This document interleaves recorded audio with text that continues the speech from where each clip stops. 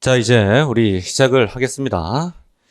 자, 우리 이제 경찰 간부 시험을 대비해가지고 이제 여기서 민법 총칙 수업을 맡은 김춘환이라고 합니다. 자, 그래서 여기 우리 보시면 지금 제가 강의를 해야 되는 게 이제 민법이죠. 민법. 그 민법 중에서 이제 우리 경간부 시험은 민법 총칙에 국한해서 이제 시험을 치는데, 그렇죠? 근데 혹시 이 민이 무슨 말이에요, 이게? 이 백성민자죠, 이게. 그렇죠? 시민이라는 말이거든요, 이게. 시민. 그렇죠? 그 영어로 얘기하면 뭐 이렇게 되겠죠? 그렇죠? 그렇죠? 시빌로 되는 거 아니에요, 이게? 그렇지 않습니까? 그렇죠? 그렇죠? 자, 무슨 말이냐? 이게 우리 일반적인 사람들한테 다 적용이 되는 법이다 이 소리거든요. 그렇죠? 오늘도 우리 민법을 아마 하고 오셨을 것 같은데, 그렇죠? 오늘 커피 같은 경우는 오늘 커피 한 잔 뭐 보통 사 먹잖아, 그렇죠? 그렇죠? 혹시 커피 사 먹는 게 뭐예요? 민법에서 무슨 계약이에요, 여기? 매매죠, 매매. 매매한 거 아닌가요? 그렇잖아요. 무슨 말이냐면 여기 이렇게 있다면 여러분이 만약에 을이라고 한다면 그 갑이라는 카페를 운영하는 사장님한테 가가지고 커피 한 잔 주세요 이렇게 했을 거 아니에요, 이거. 그렇죠? 이걸 뭐라 그래요, 혹시? 이걸 청약이라고 그래요, 청약. 그렇죠? 프로포즈. 청약이라고 한다 이 말이에요, 청약. 그렇죠? 혹시 청약이 몇 조에 있을까요? 이게 조문이 우리 시험 범위를 벗어나요, 이게. 그래서 이게 원래는 527조 있다 이렇게 얘기를 하거든요, 이게. 527조.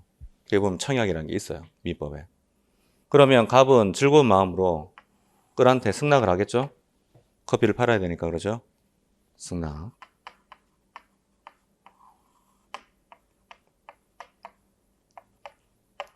승낙을 하게 될 거다 이 말이에요. 그러면 우리 이건 상식적인 건데 청약과 승낙이 합쳐졌잖아요. 이걸 뭐라 그래요? 계약이라 그러잖아요. 이 모르는 사람 별로 없거든요, 이거. 사실은. 그렇죠? 우리 엄마도 안다 그러죠. 그래서 계약이라고 한다 이 말이에요. 계약. 그럼 여기서 우리 계약의 정의를 하나 알 수 있네요. 대립하는 의사 표시가 합쳐져 가지고 하나의 법률 행위를 이루네요. 그걸 뭐라 그래요? 계약이라고 해요. 계약. 영어로 얘기하면 컨트랙트라고 얘기하는 거죠. 그렇죠? 독일어로 얘기하면 콘트락트라고 이렇게 얘기하는 거거든요. 이걸 계약이다 이렇게 얘기를 하잖아요. 이거 모르는 사람 없단 말이에요. 그렇죠? 그래서 원래는 이걸 수없이 하고 있을 거예요, 지금. 여러분도 은연중에 지금 수없이 하고 계실 거라고요. 하루에 뭐 몇 개씩 하고 있을 거예요. 맞죠? 편의점 가서 사 먹는 것도 계약이요, 다. 그렇죠? 그래서 처음에 민법을 공부할 때 생각보다는 접근하기가 괜찮아요. 처음에는 접근하기가 괜찮아요, 이게. 그렇죠? 오히려 형법이 처음에 좀 이상해요, 공부해보면.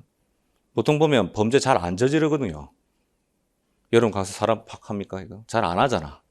그렇죠? 근데 그런 분들 수사하려고 여러분 지금 경찰 간부 시험 공부하는 거 아니에요? 그렇죠? 그러니까 형법하고 뭐 형소법이 필수잖아요, 필수. 우리는 선택 과목이지만 필수 과목 아닌가요? 그렇죠? 근데 사실 뭐 범죄가 뭐 은연중에 매매만큼 잘 일어나는 국가라면 그거 어떻게 삽니까, 그거? 그런 국가에서 어떻게 살아요, 그거? 그렇죠?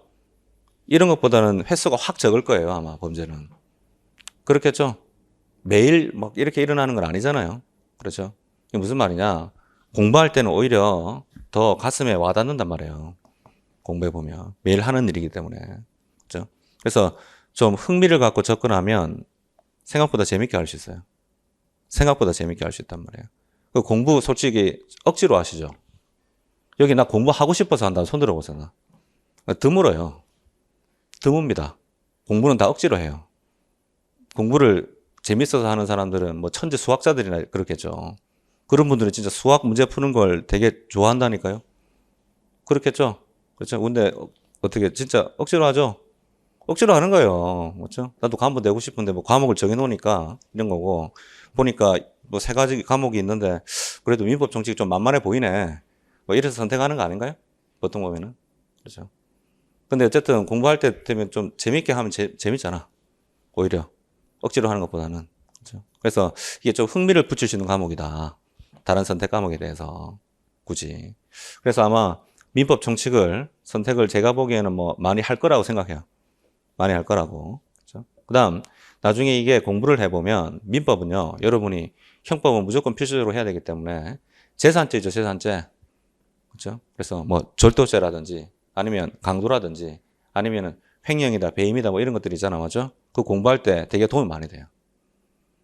그건 민법 지식이 없으면요. 이게 횡령인지 배임인지 되게 헷갈리거든요. 이거 공부해보면. 아마 공부해본 사람들은 느낄 겁니다. 이거를. 재산죄 좀 그 재산법을 좀 알아야 되겠다. 그러죠? 자, 그래서 우리 이 민법을 이제 공부를 하는 건데 방금 이런 뭐 계약이 있다고 이렇게 얘기를 하는 건데 근데 이 민법이란 게 사실은 한 과목이 아니거든요. 이게 공부를 해보면 원래는요. 그래서 원래는 법과대학 커리큘럼에 따르면 지금 뭐 법대 거의 많이 없지만 많이 없어졌죠. 로스쿨 때문에. 그렇죠? 그 제가 법대 다닐 때만 하더라도 1학년 1학기죠. 들어가면 그러면 그때는 민법 총칙을 이렇게 배워요. 민법 총칙. 그 다음 1학년 2학기 때는 물권법을 이렇게 배우고요. 그 다음 2학년 1학기가 되면 채권법을 배우는데 채권법이 양이 많아가지고 채권 총칙을 이렇게 배운단 말이에요. 그 다음 2학년 2학기가 되면 채권 각칙이라는 걸 이렇게 배우거든요.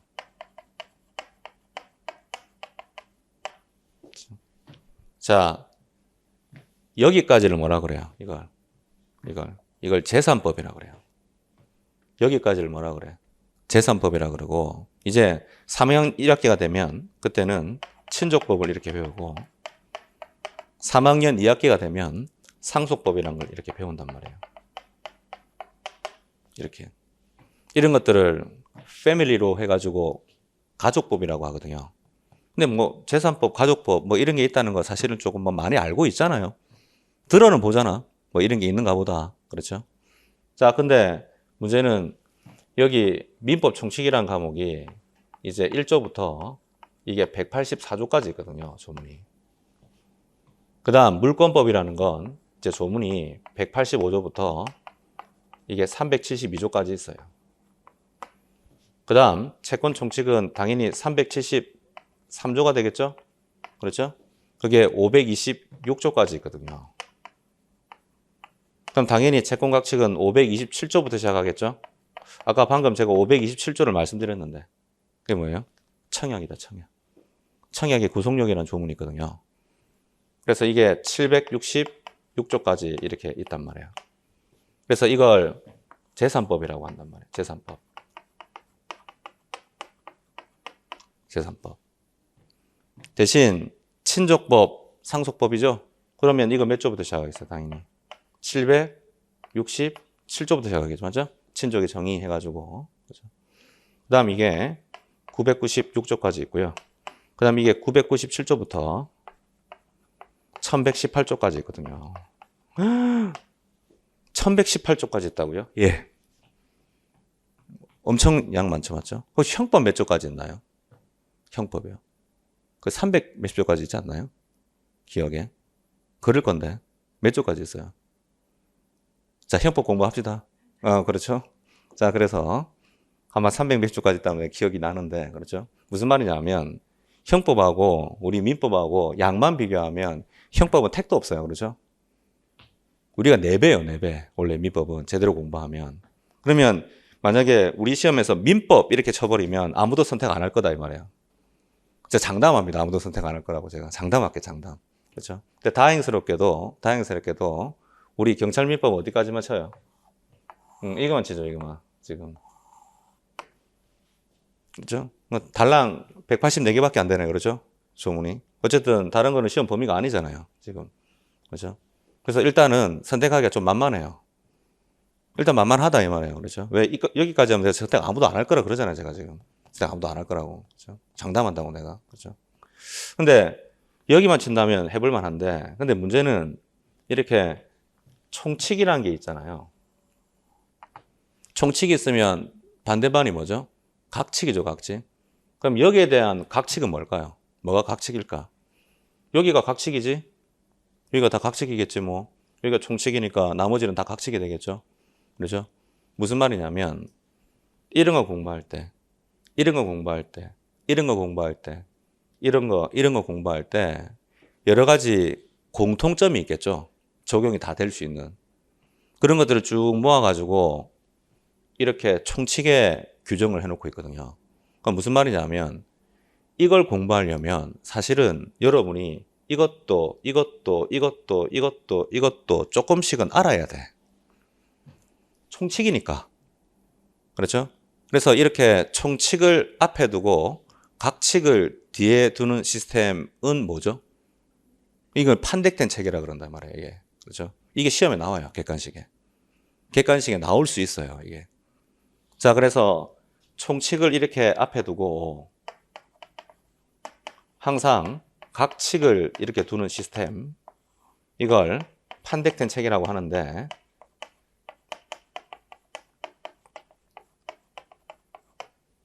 이게 이제 고대 로마죠.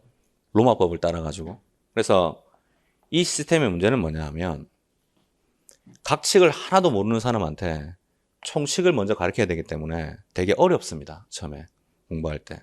왜냐하면 여러분이 어느 정도 법적 지식이 있는 사람이라면 뭐 어느 정도 이해할 수 있겠지만 제로 베이스라고 했을 때 이거 하나도 모르는데 총칙은 뭐 이거 이리 설명하면 이거 알아들어요 이거.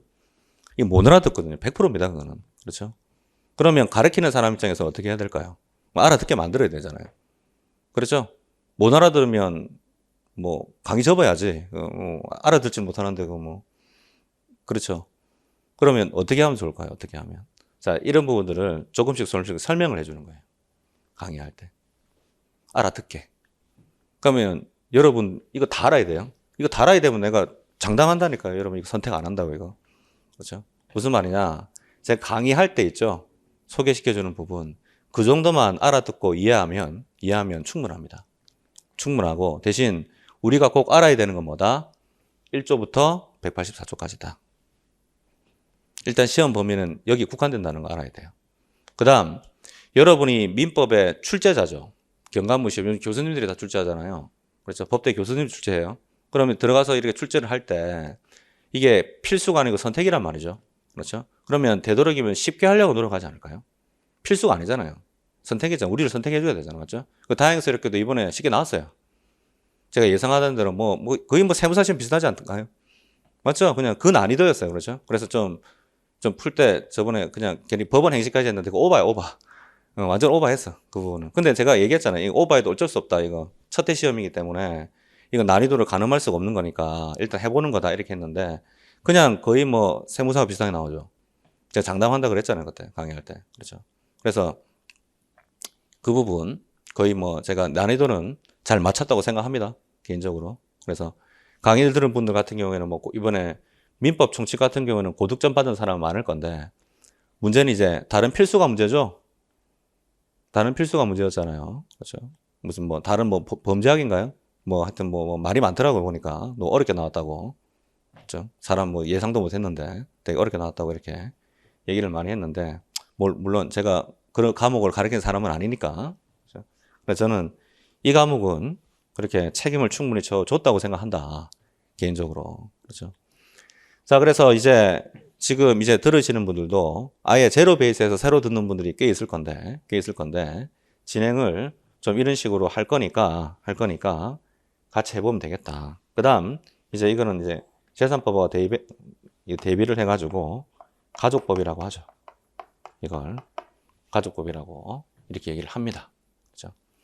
자, 그래서 저하고 잠깐 해야 되는데 여기 보면 그러면 청약과 승낙을 해서 계약을 이렇게 했잖아. 그렇죠? 아까 이걸 무슨 계약이라 한다 그랬어요, 제가? 매매라고 하거든요, 매매. 매매 모르는 사람 있나요? 우리나라에서? 없어요. 그렇죠? 대신 매매가 몇 조에 있는지 잘 모르죠. 매매라는 계약이 있는 걸 아는데, 그렇죠? 그래서 이건 조문이 여기 있거든요. 여기 있어요. 민법에. 그러면 이때 혹시 갑을 뭐라 그래요? 갑 매도인이라 그래요. 매도인. 매매 계약에서. 사는 사람을 뭐라 그래요? 매수인이라 그러죠. 이것도 모르는 사람 없어요. 경제 활동하면 이런 말은 다 알아. 보통 보면 매도인, 매수인은 알잖아요. 모르는 사람 별로 없다니까요. 20대 넘으면 뭐 이거 다 알아요. 이런 말 자체는. 그렇죠. 대신 이때 갑은 무슨 의무가 이렇게 있을까? 무슨 의무? 어떤 의무가 있을까? 이 그림에서. 이전해야죠. 커피를. 커피 재산권 맞죠? 커피 재산권이잖아. 맞죠? 그러면 갑은 재산권 이전 의무가 있는 거죠.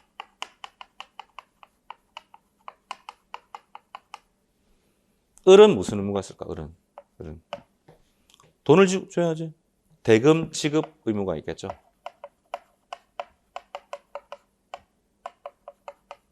의무가 이렇게 있겠죠.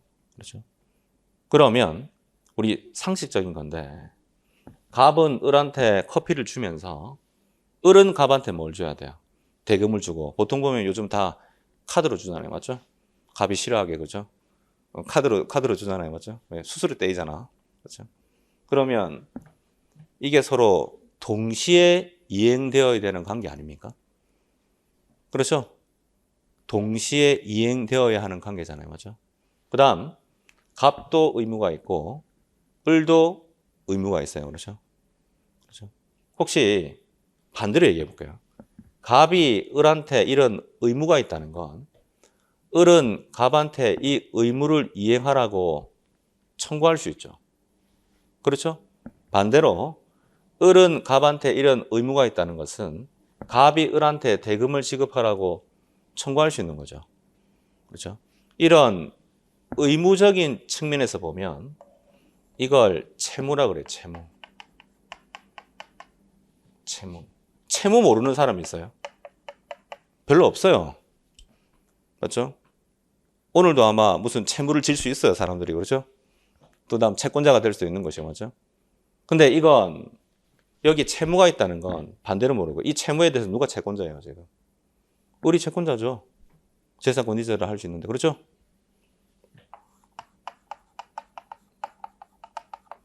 이 채무에 대해서는 갑이 뭐가 되는 거예요? 그러면 채권자가 되는 거잖아요.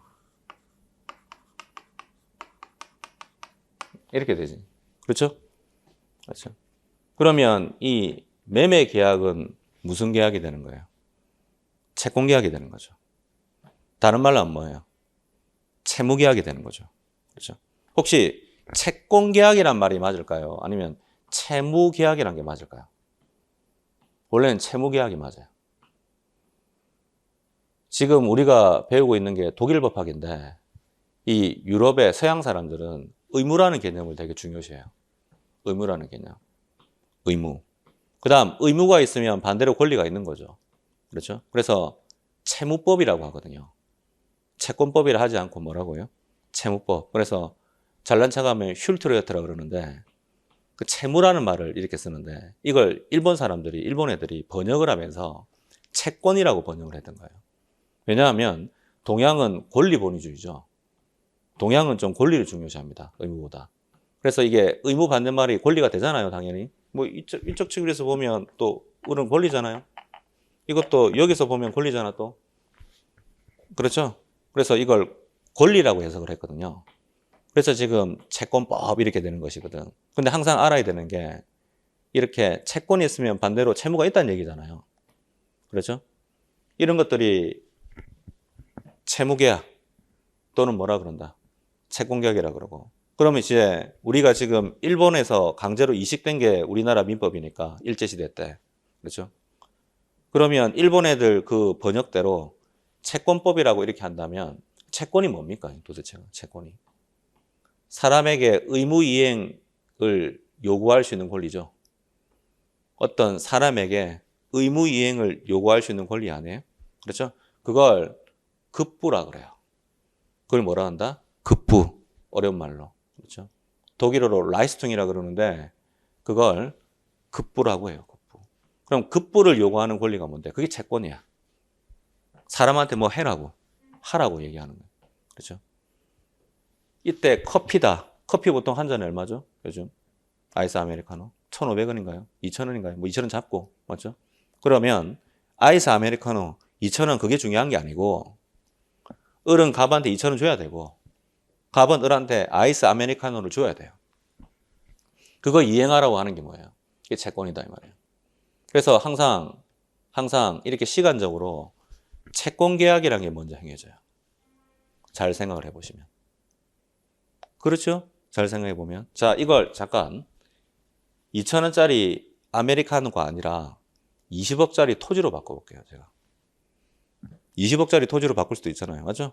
그러면 이게 갑 이름으로 부동산이 이렇게 있겠죠?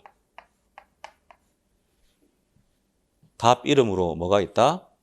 부동산이 있겠죠, 부동산. 그렇죠? 이 부동산에 대해서 을이 사고 싶다. 청약할 수도 있는 거잖아요. 갑이 팔겠다 을한테 뭐예요? 승낙할 수도 있는 거죠. 이것도 무슨 계약인데요? 매매 계약이잖아요. 부동산 재산권 맞잖아요. 그렇죠? 이거 좀 큰 계약이다 그렇죠? 자, 그러면 여러분이 을이죠. 여러분이 을이에요. 실무상. 자, 그래서 여기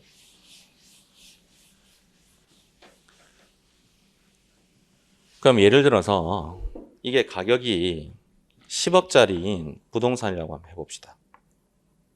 이것도 여러분 좀 많이 들어서 아실 것 같은데 여러분이 을이면 갑의 토지가 너무 마음에 들어요. 그날 바로 10억을 바로 다 주는 그런 이상한 사람 없거든요, 보통. 맞죠? 그래서 을은 갑한테 뭘 지급합니까? 계약금을 지급해요, 계약금을. 근데 계약금이 보통 보면 한 10% 되거든. 그러면 을이 갑한테 1억을 먼저 줬겠죠? 그렇죠? 청약하면서. 그래서 갑이 승낙하면서 1억 원을 받겠죠? 이렇게 되는 거잖아요. 그렇죠? 혹시 이 단계에서 있죠? 갑이 계약을 물릴 수 있어요? 갑 계약 물릴 수 있나요? 갑. 물릴 수 있어요. 상식적인 거예요. 엄마 아빠한테 가서 물어보세요. 1억 받았죠? 그 1억 받은 거 돌려주세요, 그한테. 그 다음 1억 더 주면 돼요. 그걸 100을 상환한다 이렇게 얘기하거든. 이걸 해약금 해제라 그래, 해약금 해제. 깰 수 있어, 갑이. 그 다음 을도 이 계약 해지할 수 있어요. 예, 그 준 1억은 포기하세요. 이거 많은 사람들이 알고 있는 거란 말이에요. 이걸 뭐라 그래요? 해약금 해제 이렇게 얘기하거든. 그래서 계약금은 무슨 금이 돼요? 해약금이 됩니다. 계약금은 뭐가 된다? 해약금이 될 수 있거든. 그렇죠? 이렇게 상환하면 된다 이 말이죠. 그렇죠? 자, 근데 계약은 보통 보면 지켜져야 되는 거죠, 맞죠? 그렇죠? 그러면 을이 갑한테 계약금 주고 이제 갑은 을한테 이제 승낙을 했는데 문제는 을이 중간에 중도금이라는 것도 지급하겠죠, 중도금. 그래서 한 4억 정도 중도금을 지급을 했어요. 그러면 갑이 중도금을 받았죠, 4억까지. 그러면요, 이제 갑은 계약 마음대로 못 깨요. 이걸 어려운 말로 이행의 착수라고 하거든요. 이제 2억 주고 못 끝낸다 이 말이에요, 이거. 그 다음 을도 있죠.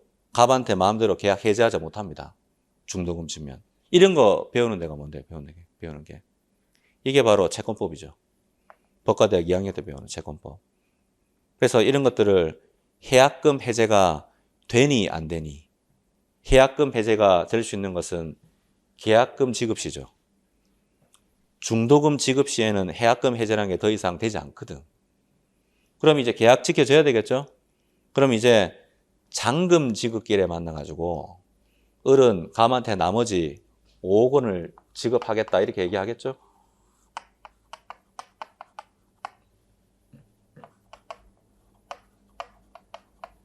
그렇죠?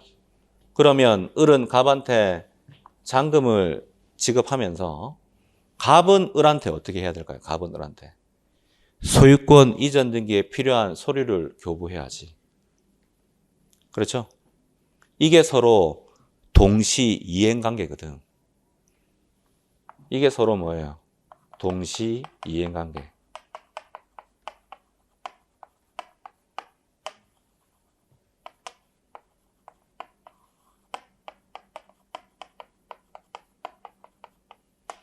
이게 상식적인 거다 이 말이야. 그렇죠? 그럼 퀴즈. 이때 갑은요, 을한테 자신의 부동산에 대한 소유권을 이전할 의사가 언제 있을까요? 이 계약금 받았을 때 있을까요? 아니면 중도금 받았을 때 있을까요? 아니면 소유권 이전 등기에 필요한 서류를 교부할 때 있을까요? 이때일 것 같은데요. 이때 비로소 갑은 을한테 소유권 이전에 필요한 서류를 교부를 하니까 갑은 이때 을한테 소유권을 이전할 의사가 있다고 보는 게 맞지 않겠나 이 말이에요. 그렇겠죠. 그러면 사실 이때 다시 을이 갑한테 저한테 소유권을 이전하시죠. 청약. 갑도 이제 잔금 다 지급받으니까 이제 진짜 소유권 당신에게 드릴게요. 승낙하는 거죠. 그럼 소유권 이전의 합의는 사실 이때 있는 거잖아요. 이때. 맞죠? 그럼 이때 소유권 이전되는 거잖아요. 이제. 맞죠? 그러면 이걸 채권 계약이 아니라 물권 계약이라고 하는 겁니다. 이거 물건이죠? 물건에 대해서 이때 이전하는 거죠, 이제. 그렇죠? 그럼 물건 이전한다는 합의는 사실 이때 있는 게 합리적이잖아요, 당연히. 그러면 이걸 뭐라 그런다고요? 물권 계약이라고 하면 될 일인데 일본 애들이 이 컨트랙트를 번역하면서 물권에서는 계약이란 말을 잘 안 써요. 합의란 말을 써요. 합의란 말을 쓴다고요. 그래서 이때 적자를 붙이면 물권적 합의가 되겠죠. 적자를 붙이면 뭐가 돼요? 물권적 합의 이렇게 되는 거죠. 물권적 합의. 그렇죠? 그래서 같은 말이 뭔데요? 물권 계약. 물권 계약. 아까 이 부분은 무슨 계약? 채권 계약. 이건 무슨 계약? 물권 계약 이렇게 되는 거잖아요. 맞죠? 자, 이제 이 토지, 부동산 소유권자는 을입니까? 아니잖아요. 상식적으로 이거 상식이죠. 부동산이면 갑에서 을로 뭐가 돼야 돼요? 등기가 돼야죠. 등기. 그러면 그게 부동산이라면 등기, 동산이면 인도 이렇게 얘기하는데 이 등기는 조문이 여기 있고요. 인도는 조문이 뭐 여기 있거든요. 그래서 부동산, 동산 이런 식으로 얘기를 하는데 그러면 부동산, 동산이다. 그 다음 토지는 물건이죠. 그렇죠? 이건 조문 어디 있을까? 그게 민법 총칙에 있어요. 드디어 이제 민법 총칙이 나온단 말이에요. 맞죠? 어디 있죠? 아세요? 물건의 정의. 98조 있잖아. 제 책에 98조 가볼까요? 제 책에 98조. 98조. 자, 그래서 98조 몇 페이지에 있죠? 130페이지에 있네요. 심판은 130페이지. 130페이지 제일 위에 보면 98조 있어요. 읽어보면 본법에서 이 민법에서 물건이라 함은 유체물 및 전기 기타 관리할 수 있는 뭐 말한다? 자연력을 말한다. 이렇게 되어 있는 거죠. 그렇죠? 유체물이 뭐예요? 있을 유자, 몸체자. 눈에 보인다 이 소리잖아. 맞죠? 관리할 수 있는 자연력까지가 뭐다? 물건 이렇게 되는 거죠. 자, 그러면 이때 토지니 커피니 하는 것들은 전부 다 유체물에 들어간단 말이죠. 그럼 뭐가 될 수 있어요? 물건이 될 수 있죠. 그렇죠? 그 다음 부동산하고 동산의 정의는 어디 있느냐? 거기 한 장 넘겨보면 133페이지에 99조를 보면 133페이지 99조 1항에 보면 토지 및 정착물은 부동산이다. 양 부동산 이외의 물건은 뭐다? 동산이다 이렇게 적혀 있죠. 그렇죠? 정착이 뭐예요? 어디 정착한다. 이런 말 쓰잖아요. 그렇죠? 정착, 사람이 정착한다는 거, 거기 살고 있다는 얘기 아니에요? 그렇죠? 정착, 분리할 수가 없거나, 분리하는데 과도한 비용 요하죠. 그럼 정착이 되는데, 우리 토지 및 정착물이라고 했으니까, 여기 지금, 여기도 건물이죠. 건물 토지에 대한 정착물 맞아요? 정착물 맞죠? 지금 과학기술상 토지에 붙어서 건물 지을 수 있지, 토지하고 띄어서 건물 지을 수는 없잖아요. 그렇죠? 그럼 토지나 건물 이런 것들이 부동산인가 보네. 예. 그렇죠? 근데 고등학교에서는 어떻게 가르치죠? 혹시 아세요? 고등학교 법과사회에서 부동산을 어떻게 가르쳐요? 움직일 수 없는 물건이야. 부동 자세. 움직이지 말라 그러잖아요. 그럼 동사는 뭔데요? 움직일 수 있는 거잖아, 맞죠? 법과사회는 진짜 그렇게 가르치더라고요. 우리가 그렇죠? 근데 정의는 이렇게 돼 있어요. 우리 민법에서. 토지 및 정착물은 뭐죠? 부동산. 그 외의 물건은 전부 다 뭐예요? 동산이죠. 그럼 방금 사례에서 토지는 뭐예요? 부동산이지만 커피는 뭡니까? 동산이잖아요. 그렇게 되는 거죠. 그러면 혹시 공시란 게 뭐예요? 공시? 누구나 볼 수 있다는 게 공시거든요. 부동산에 대한 공시 방법은 뭐가 있을까? 부동산 공시 방법. 여기 있네요.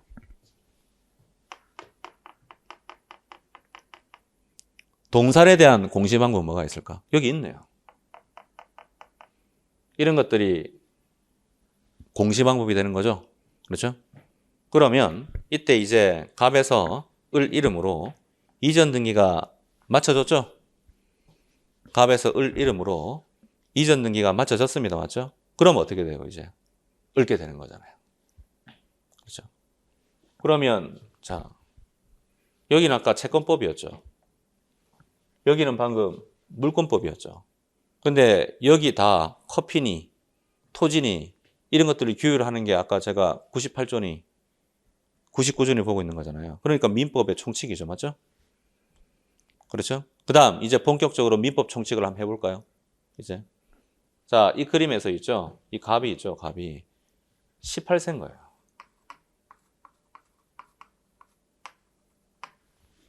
갑이 18세인 거죠. 18세는 성년자입니까? 미성년자입니까? 미성년자가 되는 거거든. 미성년자. 자, 그러면 다시 미성년자. 혹시 성년은 몇 조 있어요? 민법에. 성년자. 4조 있죠? 그렇죠? 자, 그래서 제 책 가보시면 48페이지. 48페이지. 제일 밑에 보면 48페이지. 제일 밑에 보면 신법 4조 이렇게 나와 있어요. 왜 신법이죠? 이 신법도 아니야. 현행법이지. 2013년 7월 1일 날 바뀌었지. 그래서 2013년 6월 30일까지는 성년이 몇 살이었어요? 20살이었잖아요. 혹시 이때 사셨죠? 2013년도에. 살아 계셨잖아요. 그렇죠? 어렸습니까, 그때? 2013년도에는. 미성년자였어요, 혹시? 2013년도에는 미성년자였느냐고요. 그때는. 미성년자였어요. 그렇죠. 왜? 이렇게 물어보면 나이 알 수 있거든, 다. 나이 알 수 있는 거잖아요, 다. 그렇죠? 자, 그래서 2013년도 이때는 20세였다가 7월 1일 날 바뀌었어요. 몇 세로? 19세로. 그럼 지금 현행법상 18세는 뭐가 돼요? 미성년자가 되겠죠. 맞죠? 그럼 미성년자는 이 갑을 감독하는 사람이 있어요. A라는 사람이 이렇게 있는데 이 사람을 법정 대리인이라고 하거든요. 그럼 법정 대리인이니까 법률로 정하는 대리인 이렇게 되겠죠? 법률로 정하는 뭐예요? 대리인 되겠죠, 맞죠? 이 법률로 정하는데 이 법률이 뭘까 이게 가족법이야. 그렇죠? 친권, 그렇죠? 그 민법 909조 우리 안 배우는 전혀. 거기 보면 이때 A가 엄마 아빠면 뭐가 돼요? 법정 대리인이 되거든요. 그래서 쉽게 얘기하면 엄마 아빠 생각하시면 돼. 그 친권자 생각하시면 된다 이 말이에요. 근데 혹시 친권자가 없는 사람이 있을 수 있죠. 얼마든지. 그렇죠? 그러면 이때 법정 대리인은 누가 있을 것 같아요? 후견인이 있다 이 말이에요. 후견인. 이런 사람들이거든요. 그래서 친권자, 후견인,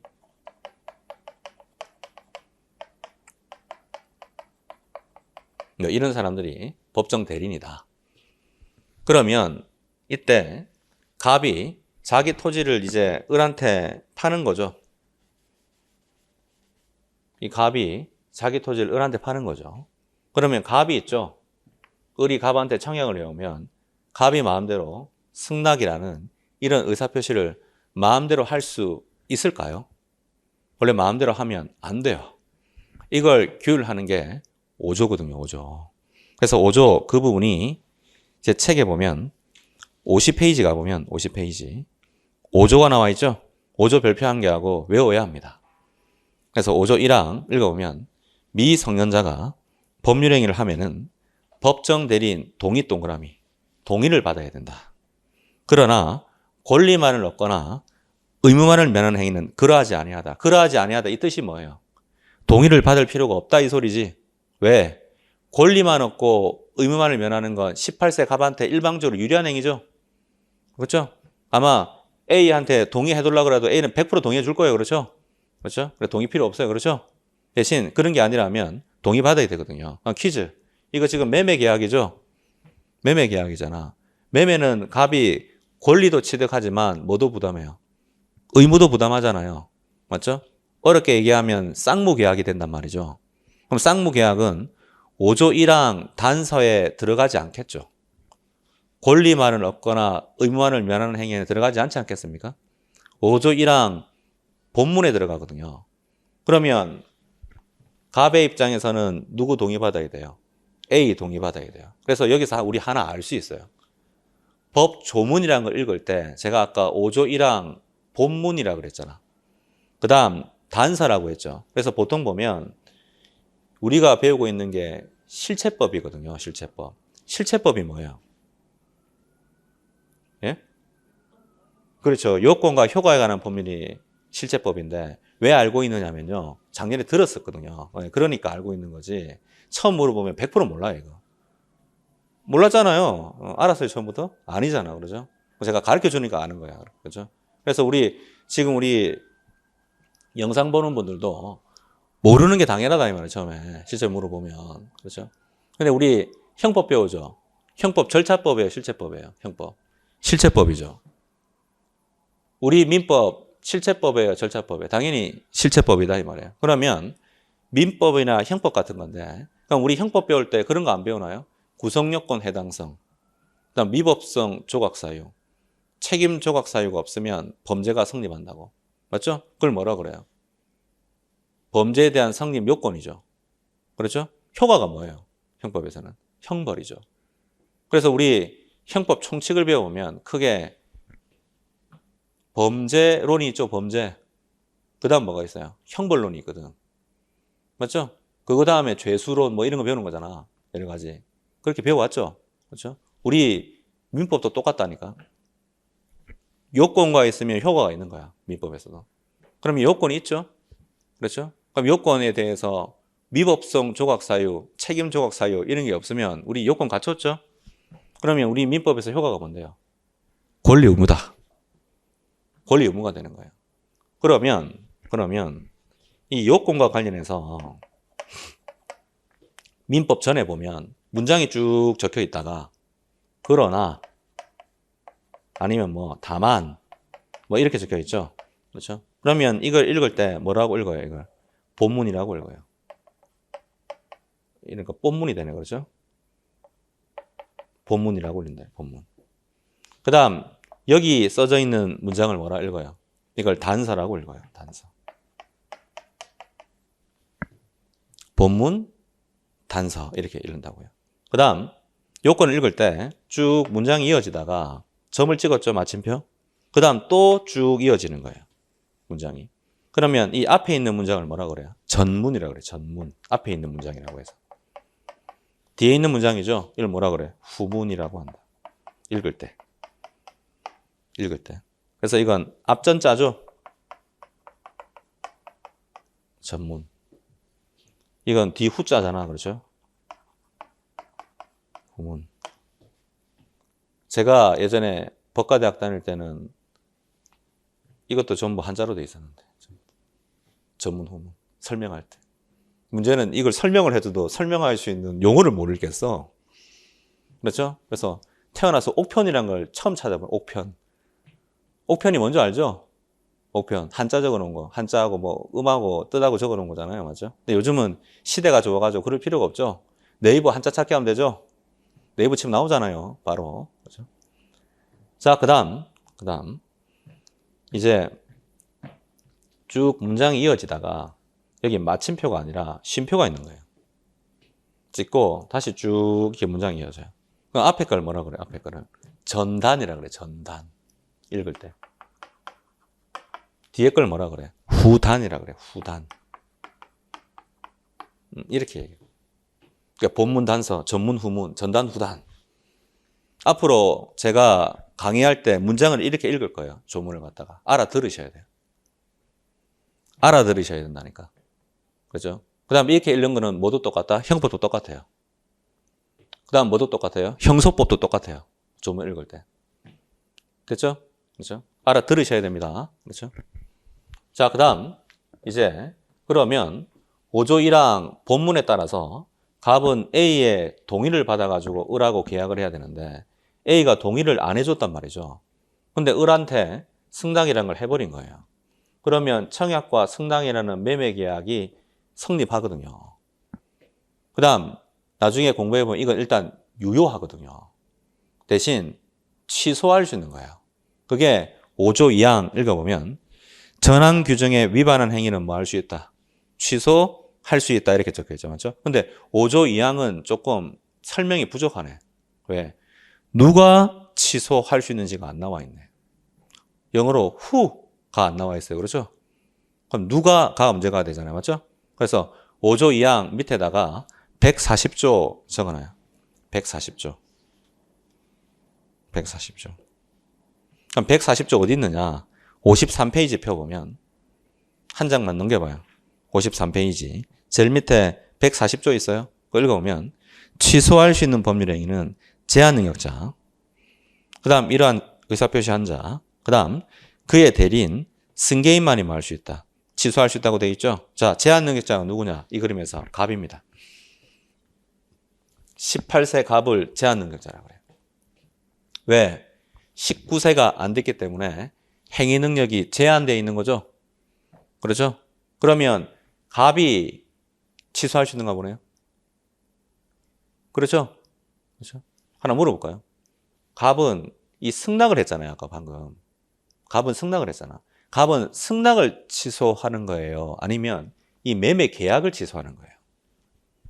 어떻게 생각하셔야 돼요? 논란이 있다. 이거. 논란이 있어요. 이거 사실은. 근데 실익은 많이 없어요. 어쨌든 효과는 좀 이따 보면 처음으로 소급해서 무효니까. 처음으로 돌아가서 일단 무효가 돼요. 그렇죠?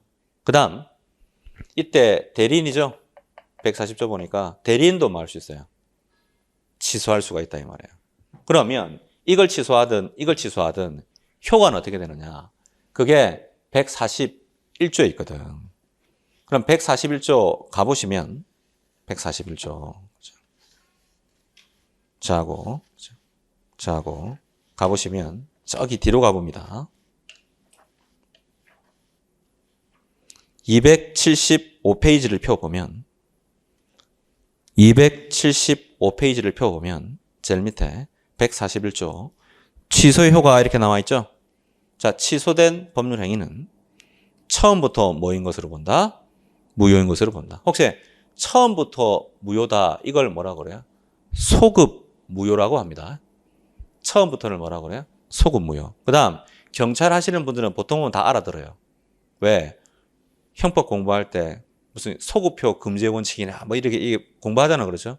그래서 소급에서 뭐가 돼요? 무효가 되거든요. 그럼 예를 들어서 이 매매 계약을 인하했어요. 근데 취소권을 행사한 건 이날 행사거든요. 이날. 그럼 언제로? 3월 3일로 소급하는 거죠. 처음부터 그럼 뭐가 돼요? 무효가 되는 거예요. 무효. 그렇죠? 그럼 퀴즈. 지금 이 채권 계약이 무효가 된 거죠. 무효가 됐잖아요. 맞죠? 그럼 이 물권 계약은 어떻게 될 것 같아요? 이걸 취소한 게 아니잖아. 지금 이걸 취소했는데. 어떻게 될 거냐? 이게 무효면 나중에 대법원 판례는 이것도 무효라 봐요. 물권에 대해서 원인은 채권 계약이죠. 맞죠? 이 원인의 이 물권 계약은 영향을 받아요. 영향을 받습니다. 영향받으면 원인에 영향받으니까 이술유자 유인일까요? 무인일까요? 유인이다. 원인에 영향받는다. 그러면 이게 무효가 되면 뭐도 무효가 된다? 여기도 무효가 돼요. 그러면 이 등기 무효등기죠. 이 등기는 뭐가 돼요? 무효등기. 무슨 말이냐? 설사 등기가 이렇게 행해져 있다 하더라도 갑이 이렇게 취소를 시켜버렸죠? 그럼 이건 무효등기, 무효. 원인 무효등기네요. 원인 무효등기. 그럼 퀴즈. 이제 소유권자는 누가 될까요? 갑이에요. 소유권이 갑한테 복귀해요, 이제. 그래서 갑은 을한테 이전 등기 말소하라고 요구할 수 있는 거예요. 그렇죠? 황당하죠? 을의 입장에서는. 지금 돈 줬잖아요, 지금 다. 10억 다 줬는데. 맞죠? 취소하겠대. 그러면 이제 을의 입장에서는 갑은 10억 원에 대해서 원인 없이 10억 원 갖고 있는 거죠, 지금. 무효가 됐으니까 법률상 원인 없이 10억을 갑이 갖고 있는 거잖아요. 이때 갑은 10억을 부당 이득하고 있다 이렇게 얘기하거든요. 부당 이득하고 있다. 그러니까 부당 이득하고 있다면 이건 많이 아는 조문들인데 을이 갑한테 부당 이득 반환 청구란 걸 할 수가 있어요.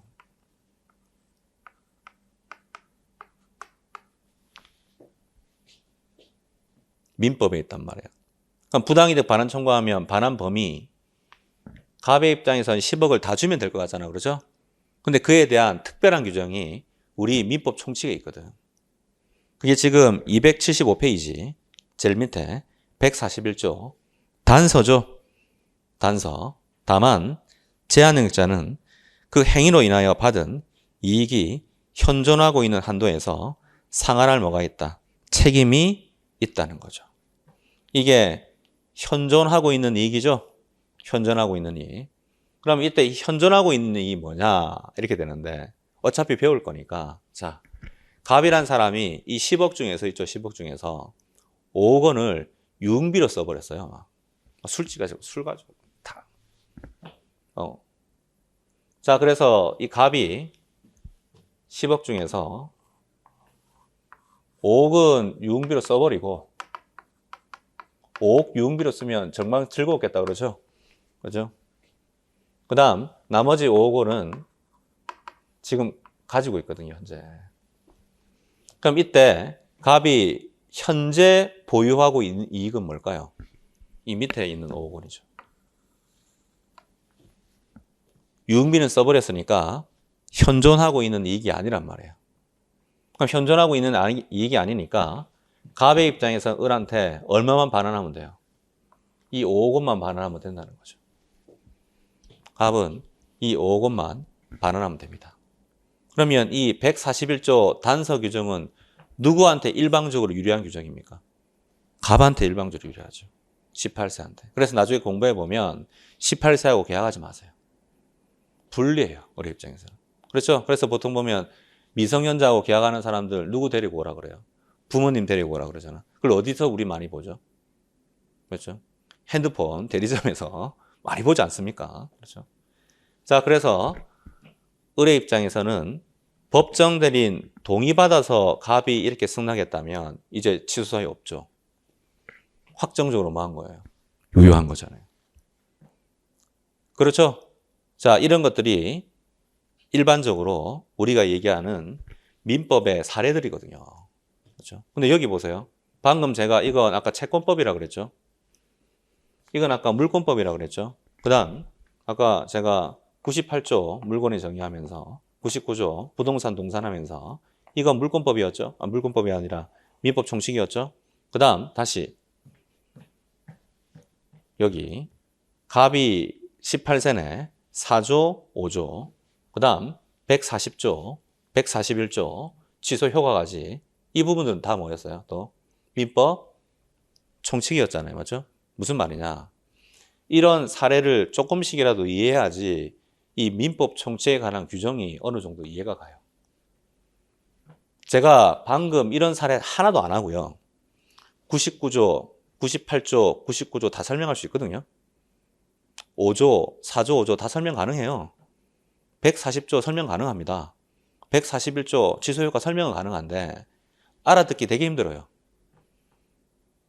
그렇겠죠? 그렇죠? 그래서 앞으로는 저는 많은 사례를 설명을 드릴 겁니다. 사례를요. 그 다음 사례로 기억을 해야 됩니다. 그래야지만 나중에 조문을 암기를 하든 이해를 하든 하는 게 좀 빨라져요. 빨라집니다. 그래서 제 목표는 뭘까요? 여러분이 1조부터 184조까지 다 외우는 거예요. 진짜로. 다 외우면 만점 받겠죠? 거의 만점에 가깝게 받지 않고 어차피 뭐 조문 내겠죠. 맞죠? 그다음 조문 해석에 대해서 여러 가지 뭐 견해가 있다면 판례 위주로 내겠죠. 뭐 이번에도 그렇게 나왔으니까요. 그렇죠? 자, 그래서 이제 우리 책을 가보시면 이제 12페이지를 가보면 12페이지 1조부터 되어 있는 것이죠. 1조부터. 그렇죠? 잠깐 쉬었다가 계속 하도록 하겠습니다.